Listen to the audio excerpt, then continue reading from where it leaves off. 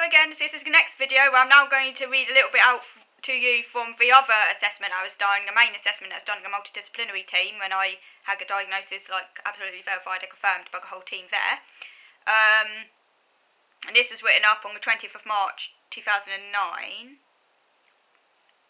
Yeah.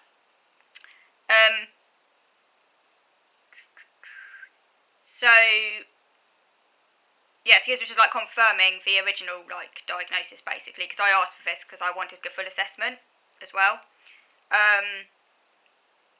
And yeah, so it's just basically then provides a bit of background, as these reports usually do. I live with my brother and parents. She describes a reasonable sibling relationship with her brother, but a more confrontational relationship with her parents.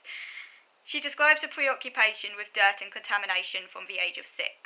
She used to fold her arms to avoid contact with dirt in the environment. She always had a tendency to be intolerant of others. I love the way they put it. Intolerant of others.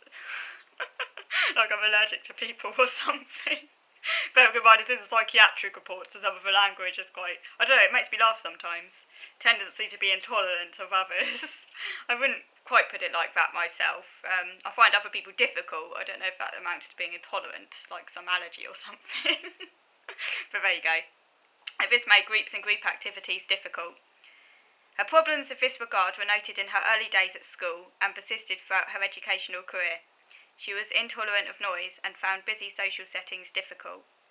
She has a significant discrepancy between her scores on verbal versus performance IQ testing, her VIC, verbal IQ, being on the 63rd percentile and her performance IQ on the 1st centile. In line with these scores, she always found verbally based subjects relatively easy and practical subjects more difficult. In her schoolwork, she needed a structured approach and constant reminders to achieve her potential. Physical contact has always been difficult, and so shoulder play became self-centred, leading to social isolation. Her parents report she was quite boisterous and somewhat clumsy, but very difficult to comfort or console even when she hurt herself. It was noted that she had problems in cooperative, interactive and imaginative play. Current assessment. Anna has significant problems in day-to-day activities and accesses social facilitation from a support worker attached to the local community mental health team. With this support, she could do her shopping and access for community. She works on a voluntary basis with the Sussex Autistic Society.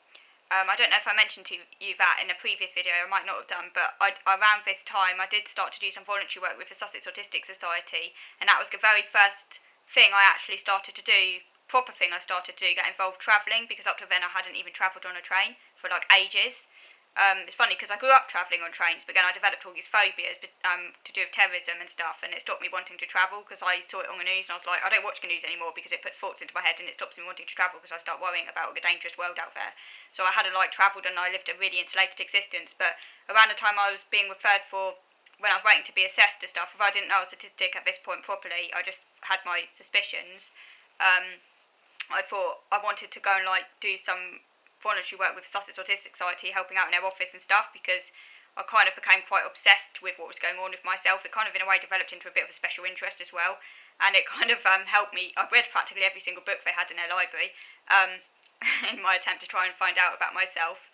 And yeah, it was good in that respect. I guess it shows again the power when you get really interested and motivated to something can help you overcome your anxieties if you're autistic, which maybe is one of the few positives about being autistic. This extreme, monofocus, extreme interest, I'm going to do this even though I'm scared because I'm so interested in this and I need to do it.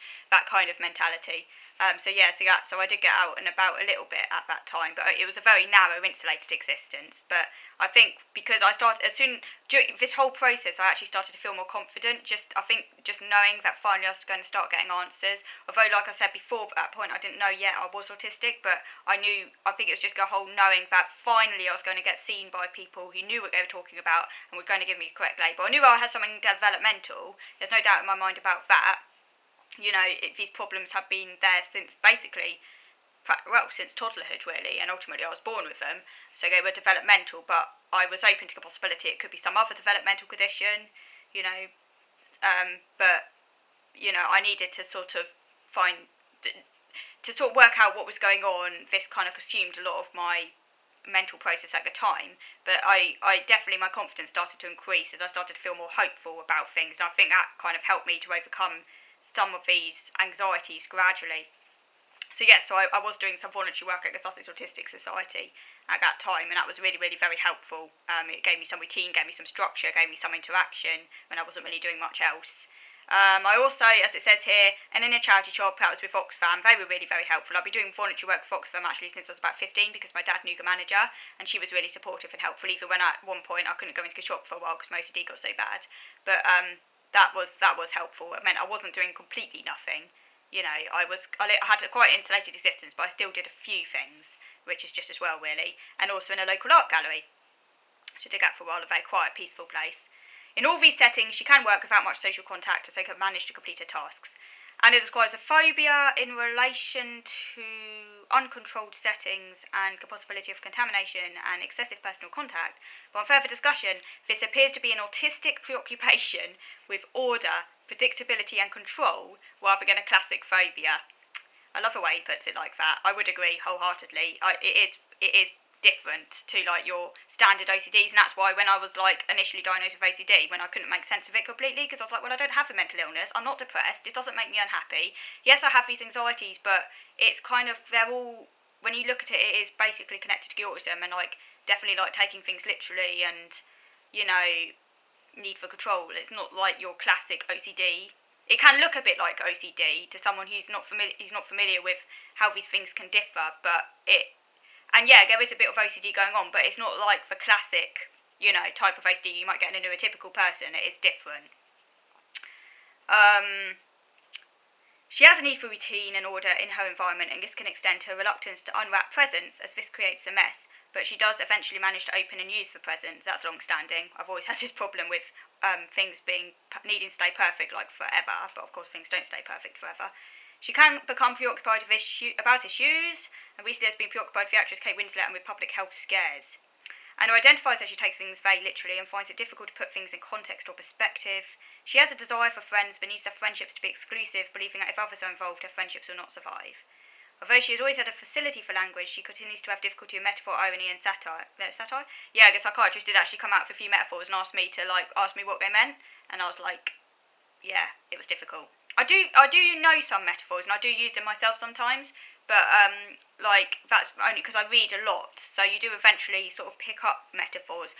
But there are occasions when people says one, and I'm like, I don't really know. I'd have to like go and look it up. I don't have a natural ability to grasp metaphor, but if I haven't heard it before, if I haven't like read about it for a long while and things like that. So it is a kind of very intellectual learned process. But I am actually quite interested in metaphors. And I'll talk about this in another video. Even though I found them historically difficult, I am quite interested in it at the same time.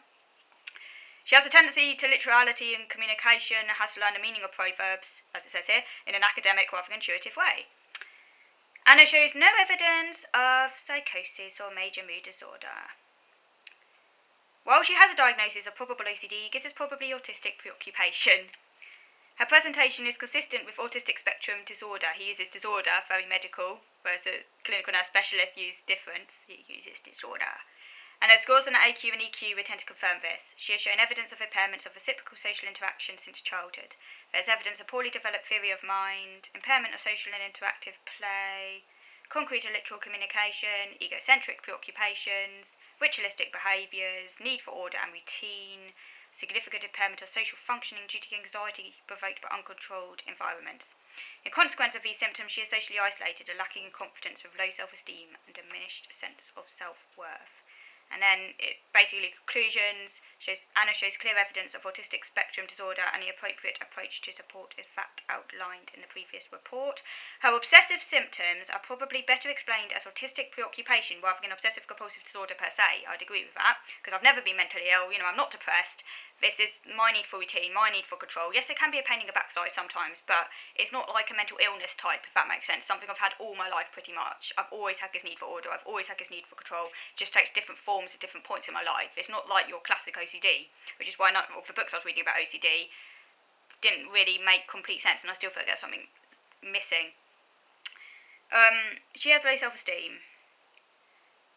He does recommend antidepressants, but I've never taken medication because I refuse to take medication because I'm not mentally ill, so I've refused to take them.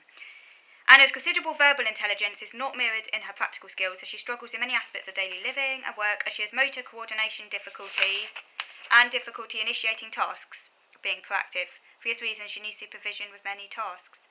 The impact of the two areas of her functioning being so different is very frustrating for Anna and those around her, as people assume that she should have a greater level of skill in practical tasks as she is so verbally intelligent. Indeed, that's very well put. I'll talk about this in another video, it's the uneven profile. And then he basically just recommends, I won't read this out to you, but it's just recommending the sort of support that I was given later on. So yeah, so that basically is the reports that were done on the diagnosis, basically. So I hope you found that interesting. And if you've got any ideas for any other videos that you'd like me to do please put a comment in the comment box below, because I'm always open to suggestions.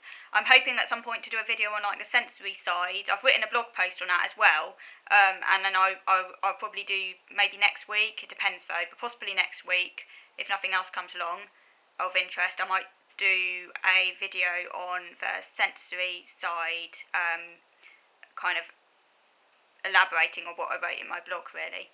So yeah, so thank you for watching.